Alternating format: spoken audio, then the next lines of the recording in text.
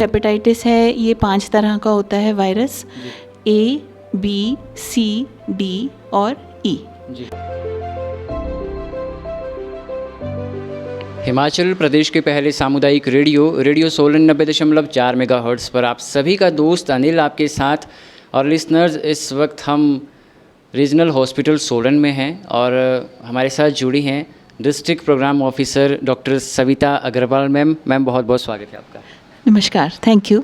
Ma'am, जैसे आज hepatitis day मनाया जा रहा है, थोड़ा बताएं इसके बारे में, हेपेटाइटिस क्या है?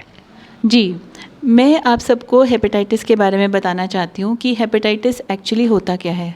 ये हमारी बॉडी में बड़ा इम्पॉर्टेंट ऑर्गन होता है जिसको हम लिवर कहते हैं। लिवर हमारे सारे बॉडी के ऑर्गन्स को मैनेज करता है। तो जब इसमें कोई इन्फेक्शन हो जाती है या इन्फ्लेमेशन हो जाती है किसी वायरस के कारण, और उस वायरस का नाम हेपेटाइटिस वायरस हो, तो उसको हेपेटाइटिस कहते हैं। और ये जो हेपेटाइटिस है ये 5 तरह का होता है virus, A, B, C, D और E। तो जो B और C है ना, वो हमारे ब्लड के ट्रांसफ्यूजन या ब्लड की से ट्रांसमिट होता है। और जो बाकी सारे वायरसेस हैं वो हमारे पानी और खाने से, जो इन्फेक्टेड खाना होता है और इन्फेक्टेड पानी होता है, उससे होता है। तो हम एनवायरनमेंट में अपने देखें कि कई बारी स्ट्रीट वेंडर्स होते हैं जो गोलगप्पे की रेडी लगाते हैं।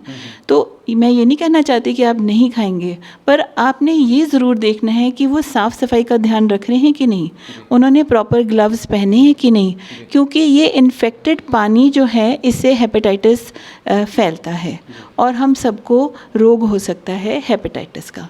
इसीलिए हम आज ये हेपेटाइटिस का दिन मना रहे हैं और 28 जुलाई को हर साल इसको मनाया जाता है। और एक नोबेल प्राइज़ विनर साइंटिस्ट हैं, उन्होंने इसके बारे में बताया था और उन्होंने इसके टेस्ट बताए थे और उनका नाम है डॉक्टर ब्लूबर्ग।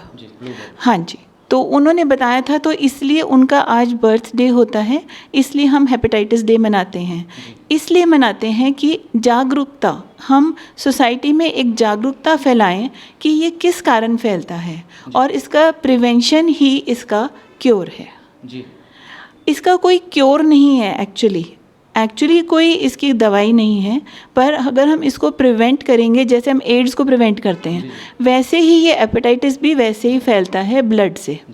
तो जैसे हमारा ब्लड ट्रांसफ्यूजन हो गया, हॉस्पिटल में जो काम कर रहे हैं वर्कर्स हैं वो नीडल्स लगाते हैं, इंजेक्शंस लगाते हैं, तो इंजेक्शन से भी फैल सकता है ये।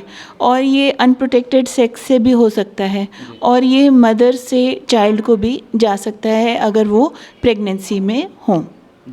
तो हमें इन दोनों तरह के हेपेटाइटिस से बचना है।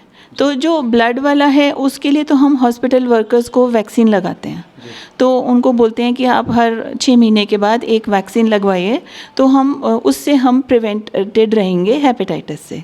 लेकिन जो दूसरा है जो हम फूड से और जो पानी से होता है, उसके लिए हमें बहुत जागरूक होना ज़रूरी है। मैम, जैसे आपने हेपेटाइटिस के बारे में बताया, 5 प्रकार का ये होता है। एक स्टेज होती है हेपेटाइटिस की क्रोनिक। ये क्रोनिक हेपेटाइटिस क्या है, थोड़ा बताएं इसके बारे में। ये हेपेटाइटिस एक्चुअली बेसिकली 2 तरह का होता है। एक तो होता है मेडिकल और एक होता है सर्जिकल। तो जो सर्जिकल होता है वो तो एक उसमें कोई कॉज होता है कि गॉल ब्लैडर में स्टोन है या कोई भी तकलीफ़ है। और जो मेडिकल होता है वो 2 तरह का होता है, एक्यूट और क्रॉनिक। तो एक्यूट होता है जो अभी कुछ दिनों में ही शुरू हुआ हो, 7-8 दिन 10 दिन तक। लेकिन जो क्रॉनिक होता है वो एक लंबे समय तक चला जाता है, जैसे 3 महीने, 4 महीने, 5 महीने। तो उसमें एक्चुअली क्या होता है कि पीलिया होता है पेशेंट को। तो हम देखते हैं ना, किसी को पीलिया हो गया, आंखें पीली हैं, जीभ पीली है, स्किन पीली पड़ी है, या वो कह रहा है कि मेरे यूरिन में पीलापन आ रहा है, मेरे को भूख नहीं लग रही है, मेरे को उल्टी दस्त हो रहे हैं। तो अगर ये थोड़े टाइम के लिए है तब तो ठीक है, उसको बचाया जा सकता है। लेकिन अगर ये क्रॉनिक हो जाता है, मतलब इसका हम ध्यान नहीं रखते, इसका इलाज नहीं करते, प्रॉपर प्रिकॉशन नहीं लेते, तो ये क्रॉनिक में चला जाता है। और जब क्रॉनिक में चला जाता है तो फिर आगे इसके और कॉम्प्लिकेशंस हो सकते हैं, लिवर डैमेज भी हो सकता है। तो इसलिए हम इस क्रॉनिक हेपेटाइटिस से बचना चाहते हैं। जी। हाँ। तो मैम ये समझ के चले कि जो हेपेटाइटिस है कहीं ना कहीं ये जानलेवा है अगर इसका ध्यान न रखा जाए तो। बिल्कुल, बिल्कुल। हेपेटाइटिस बिल्कुल आप इसको बिल्कुल जैसे ही पता लगता है आपको कि हेपेटाइटिस हो गया है, तो आप तुरंत डॉक्टर के पास जाएँ, उनसे सलाह लें। सलाह में बेसिकली इसमें सेल्फ लिमिटिंग होता है। ये 8-10 दिन में अगर एक्यूट स्टेज में है तो ये ठीक हो जाता है। लेकिन इसमें किस चीज़ का ध्यान रखना है कि आपने जो लिवर है ना, लिवर के ऊपर ज़ोर नहीं पड़ना चाहिए। ज़ोर मतलब आपने हाई फैट डाइट नहीं खानी, तला हुआ नहीं खाना, आपने बाहर की चीज़ें नहीं खानी, घर की चीज़ें बना के खानी है। और जैसे हल्की दालें होती हैं उनकी खिचड़ी बनाकर, और जैसे रोटी फुल्का है उससे ज़ोर पड़ता है लिवर के ऊपर, तो बाइल को ज़्यादा सिक्रीट होना पड़ता है उसको डाइजेस्ट करने के लिए। तो जो फूड हम बीमार लोगों को देते हैं ना, जैसे बुखार में देते हैं, तो मूंग की दाल, खिचड़ी, दलिया, इस तरह की चीज़ें, और शुगर कंटेंट ज़्यादा होना चाहिए हर चीज़ में। गन्ने का जूस दे सकते हैं, मिठाई खिला सकते हैं, क्योंकि शुगर जो है वो लास्ट एंड प्रोडक्ट होता है मेटाबॉलिज्म का। तो बॉडी को, लीवर को ज़्यादा वर्क नहीं करना पड़ेगा, लीवर पे जोर नहीं डालना। अगर हम ये प्रिकॉशन शुरू में ही ले लेंगे तो हमें आगे जाके मुश्किल नहीं होगी। जी। तो मैम जैसे आपने बोला कि जो ज़्यादा स्वीट्स प्रोडक्ट्स हैं उनका यूज़ करना है, अगर कोई शुगर से परेशान है, उनको मधुमेह की बीमारी है और ख़ास साथ के साथ वो हेपेटाइटिस से भी ग्रस्त हैं, तो ऐसे में क्या इलाज है? जी, इसमें ऐसे है कि अगर वो दवाई ले रहा है अपनी प्रॉपर, और उसका अगर शुगर लेवल मेंटेन्ड है तो हम उसको शुगर दे सकते हैं। जी। हाँ जी, तो वो ग्लूकोज भी उसको आप पानी में घोल के दे सकते हैं, शुगर भी दे सकते हैं, लेकिन वो अपनी दवाई प्रॉपरली लेता रहे। जी। तो मैम जो हेपेटाइटिस बीमारी है ये एक पर्टिकुलर एज में होती है या किसी को भी हो सकती है? जी, ज़्यादातर, वैसे तो किसी भी एज में हो सकती है, पर ज़्यादातर जो बच्चे और जो यंग एडल्ट्स हैं, जो बाहर का खाना खाते हैं, उनमें ज़्यादा होती है।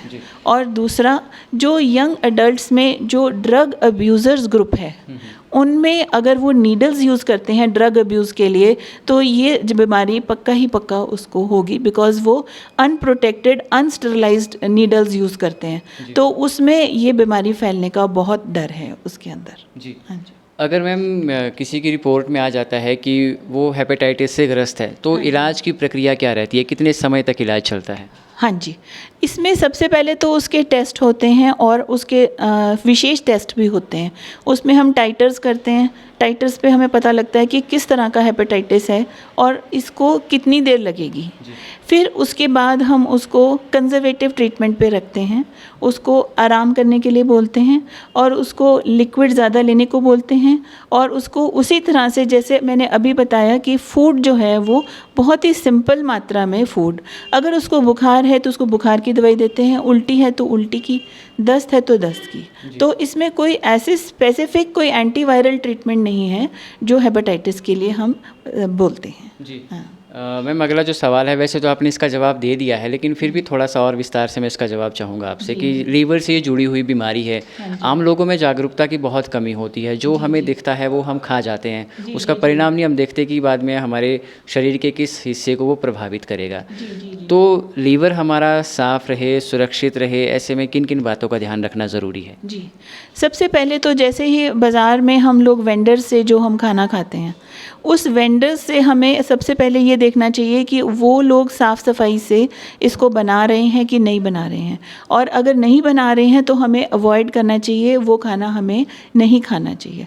दूसरा, अगर हम खुद अपने हाथों को साफ़ रखें, अपना हैंड वॉशिंग टेक्निक ठीक रखें, हमारे खाना खाने से पहले हाथ ज़रूर धोएं, और उनको प्रॉपर टेक्निक से सारी उंगलियों से, आगे से, पीछे से, मुट्ठी से, कलाई से अच्छे से साफ़ करके, तो जितने भी कीटाणु हमारे हाथों में लगे होते हैं वो भी धुल जाते हैं खाना खाने से पहले। जितनी भी लिक्विड्स हैं वो आप, जो हमारी बॉटल्ड होती हैं, पानी भी होता है, मिनरल वाटर होता है, लिक्विड्स भी होते हैं जो बॉटल्ड होते हैं, वो फिर उससे बेहतर होते हैं जो ओपन पानी मिलता है हमें पीने के लिए। तो उसको हमें ज़रूर अवॉइड करना है। ये यंग जनरेशन के लिए बहुत ज़रूरी है, क्योंकि आप लोगों का लिवर बहुत बहुत इम्पॉर्टेंट है। और इस बार का जो वर्ल्ड हेपेटाइटिस डे का जो टॉपिक है वो भी है 1 लाइफ 1 लिवर।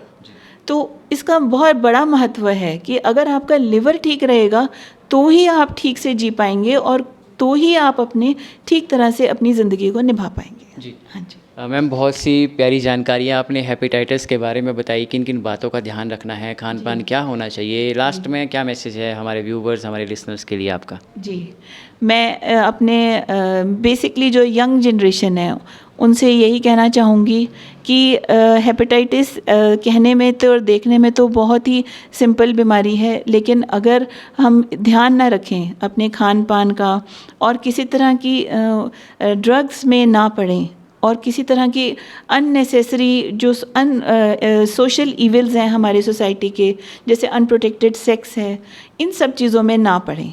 और दूसरा जो हमारी मिथ हैं, मतलब जैसे सपोज़ किसी को पीलिया हो जाता है तो क्या होता है कि झड़वाने के लिए चले जाते हैं, है ना, तो वो झड़वाने से कभी भी पीलिया ख़त्म नहीं होता, इस बात का ध्यान रखें।